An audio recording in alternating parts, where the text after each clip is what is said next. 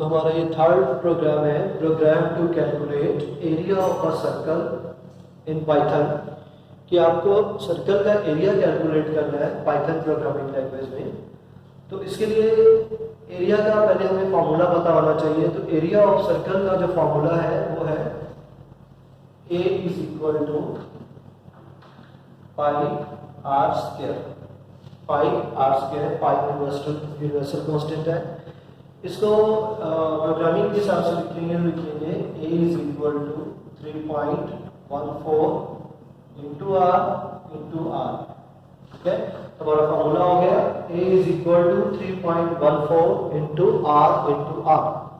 तो r radius है, A हमने वेरिएबल लिया है आउटपुट के लिए।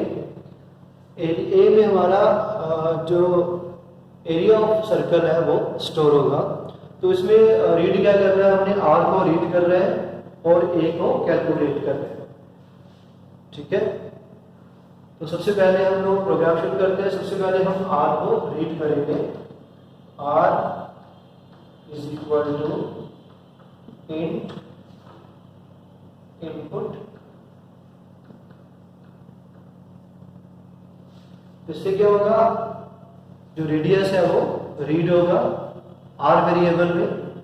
उसके बाद हमें डायरेक्टली ये फॉर्मूला सप्लाई कर देना है A is equal to 3.14 into r into r. R into r is r square. तो आर की जो भी वैल्यू होगी वो यहाँ यूज हो जाएगी और एरिया ऑफ सर्कल कैलकुलेट हो जाएगा। फाइनली ए में हमारा आंसर है, तो ए को हमें प्रिंट करना है। Print area is equal to A. तो आउटपुट में क्या लिखा आएगा, जो भी ए की वैल्यू होगी area is equal to def value. ये भी एक सिंपल प्रोग्राम है। प्रोग्राम हमारा ये यहाँ से शुरू हो रहा है। पहले तो हमारे अपना फॉर्मूला है, प्रोग्राम इतना ही है, R is equal to int. तो फर्स्ट स्टेटमेंट क्या करेगी, आर की रेडियस की वैल्यू को रीड करेगी। जो दूसरी स्टेटमेंट है उसमें हमने ए कैलकुलेट की है 3.14 इंटू आर। उसके बाद हमने प्रिंट से एरिया की वैल्यू को प्रिंट किया है।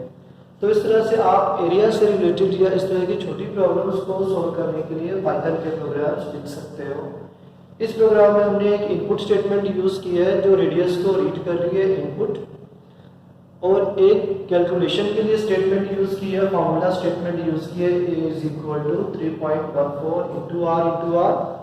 उसके बाद एक आउटपुट स्टेटमेंट यूज की है, print area is equal to A।